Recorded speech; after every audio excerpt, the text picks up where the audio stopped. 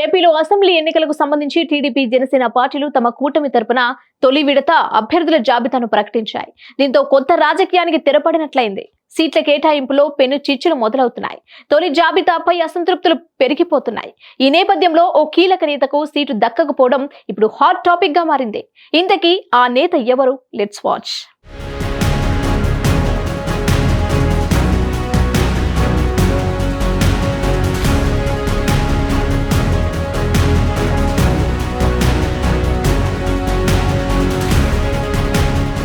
పొత్తులో భాగంగా టీడీపీ జనసేన తొలి జాబితాను విడుదల చేసింది.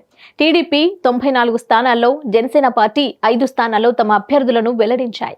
కాగా ఉమ్మడి కృష్ణా జిల్లాలో ఉన్న 16 స్థానాల్లో అత్యధిక సీట్లకు టీడీపీ అభ్యర్థులను ప్రకటించింది. ఇంకా మైలవరం, విజయవాడ పశ్చిమ, అవనిగడ, కైకలూరు, పెనుమలూరు సీట్లకు మాత్రమే అభ్యర్థులను ప్రకటించవలసి ఉంది.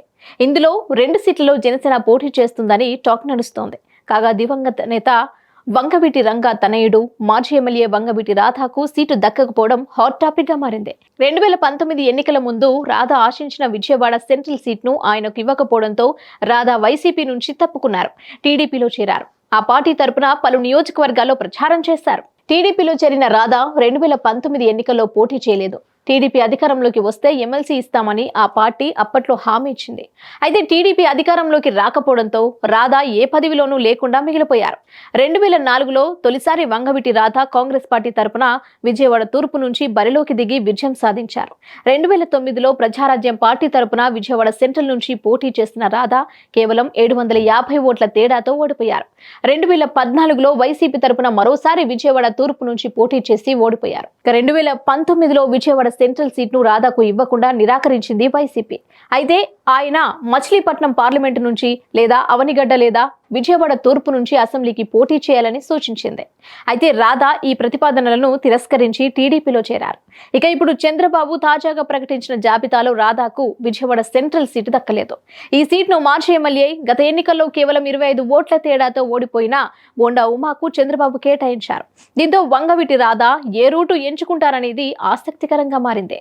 రాధా ప్రస్తుత పరిణామాలను గమనిస్తున్నారని, ఖచ్చితంగా ఆయన సరైన నిర్ణయం తీసుకుంటారని ఆయన అనుచరులు చెప్తున్నారు. అయితే వంగవీటి రాధాను ఇటీవల కాలంలో వైసీపీ తిరిగి తమ పార్టీలోకి ఆహ్వానించింది.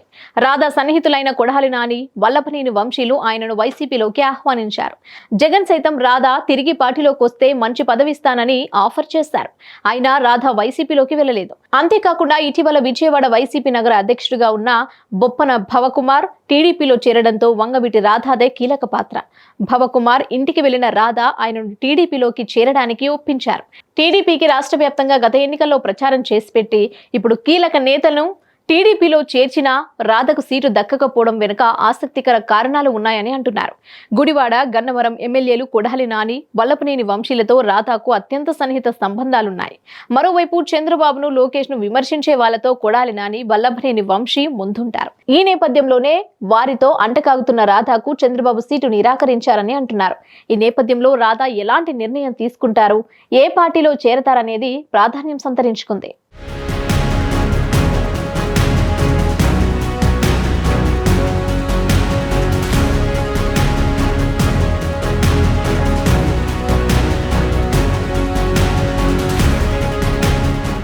సమస్య లేని ఇల్లు ఉండదు, పరిష్కారం లేని సమస్య ఉండదు. బంధాలు గొప్పవి, బాధలు చిన్నవి.